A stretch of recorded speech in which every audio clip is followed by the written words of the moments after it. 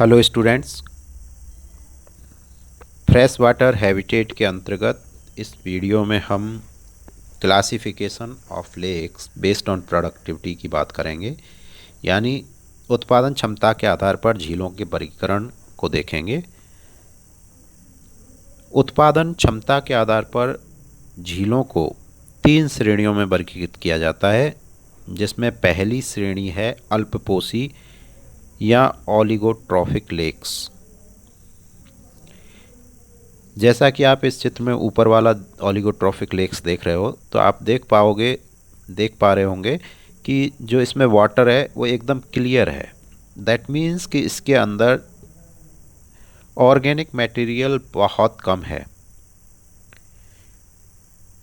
इसलिए इस तरह की जो झीलें होती हैं उनको हम ओलिगोट्रॉफिक या अल्पपोषी झीलें कहते हैं।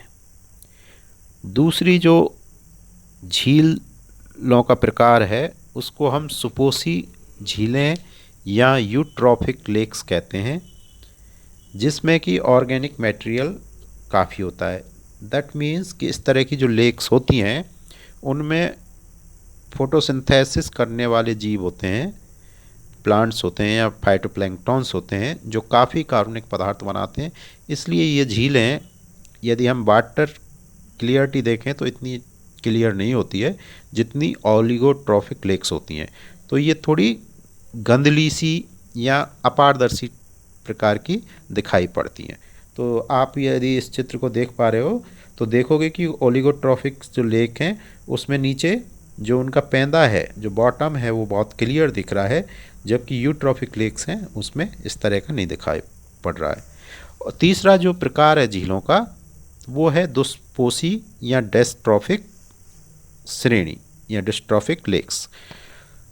तो इस तरह से उत्पादन क्षमता के आधार पर हम झीलों को 3 श्रेणियों में वर्गीकृत करते हैं, जिन्हें हम अल्पपोषी, सुपोषी और दुष्पोषी या ओलिगोट्रॉफिक लेक्स, मीजोट्रॉफिक लेक्स और डिस्ट्रॉफिक लेक्स के नाम से जानते हैं। स्टूडेंट्स, यूनिवर्सिटी एग्ज़ाम में ये प्रश्न भी कई बार पूछा जाता है कि उत्पादकता के आधार पर झीलों का वर्गीकरण कीजिए। उत्पादकता के आधार पर झीलों का वर्गीकरण का प्रश्न आए और उसका जवाब लिख रहे हों तो आप इस तरह से पहले 3 श्रेणियां बताएंगे। ठीक है, पहली अल्पपोषी, दूसरी सुपोषी और तीसरी दुष्पोषी। उसके बाद इसके जो लक्षण होते हैं, जो ओलिगोट्रॉफिक लेक्स होते हैं उनके करैक्टरिस्टिक हैं, और जो यूट्रॉफिक लेक्स हैं उनके करैक्टरिस्टिक हैं, और जो डिस्ट्रॉफिक लेक्स हैं उनके करैक्टरिस्टिक्स हैं, उनको हम देखते हैं। जो अल्पपोषी झील के लक्षण हैं या करैक्टरिस्टिक्स ऑफ ओलिगोट्रॉफिक लेक्स हैं, उसके तहत हम देख पाते हैं कि ये जो झीलें होती हैं, जो अल्पपोषी झीलें होती हैं, ये बहुत पुरानी नहीं होती, ये नई बनी हुई झीलें होती हैं, और परंतु इनकी जो गहराई होती है वो बहुत होती है। तो ये झीलें अधिक पुरानी नहीं होती और अत्यंत गहरी होती हैं। इनमें जो जल होता है वो पारदर्शी होता है। तो इस तरह की जो अल्पपोषी झीलें, उनमें जल पारदर्शी दिखाई पड़ेगा।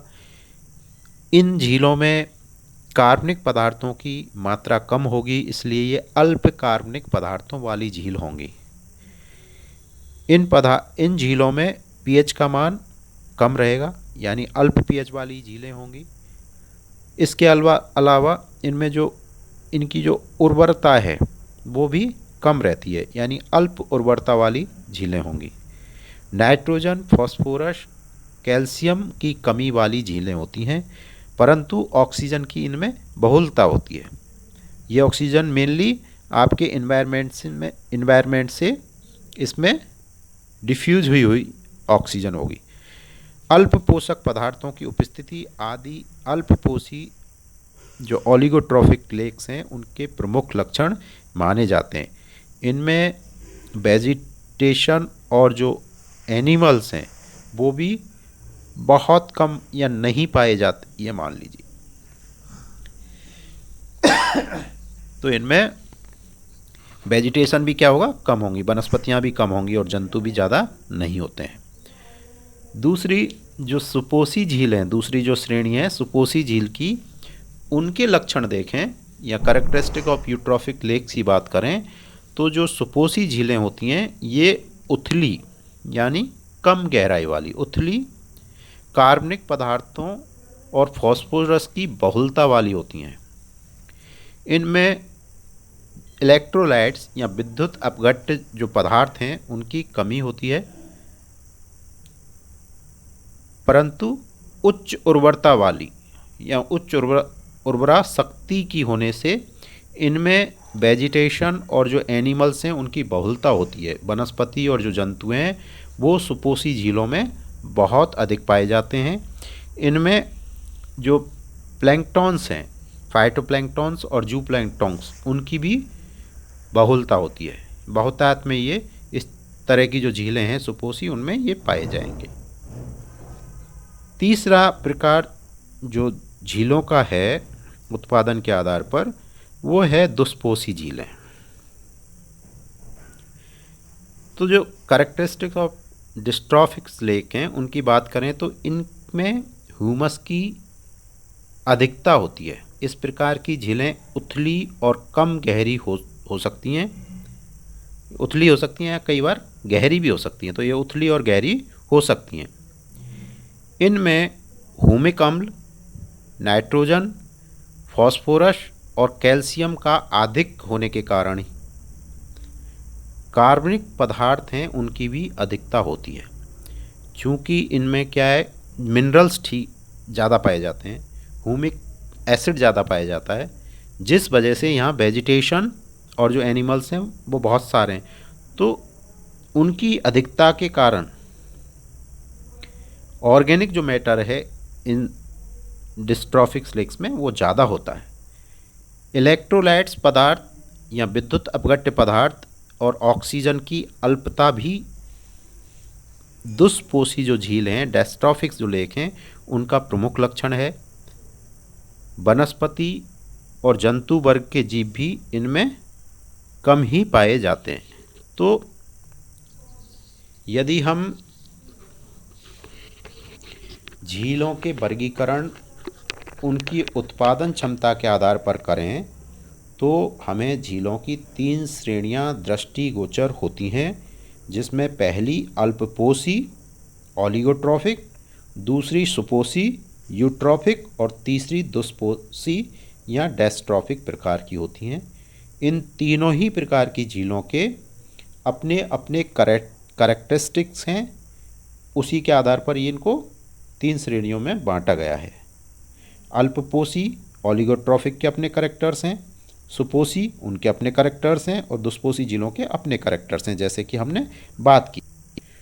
ठीक है, तो इस तरह से आप से यदि झीलों के वर्गीकरण उत्पादन के आधार पर प्रश्न आए तो आपको इस तरह से ही उसको सॉल्व करना है।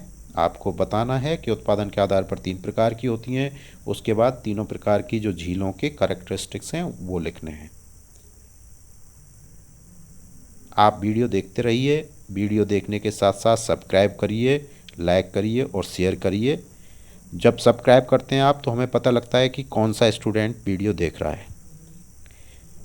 चूँकि कोरोना की वजह से आप लोग हमसे इस साल इंटरेक्ट नहीं कर पाए हैं, तो हमें भी थोड़ा सा बच्चों के बारे में पता लगे कि कौन वास्तव में पढ़ रहा है, कौन बस ऐसे ही टाइम पास कर रहा है।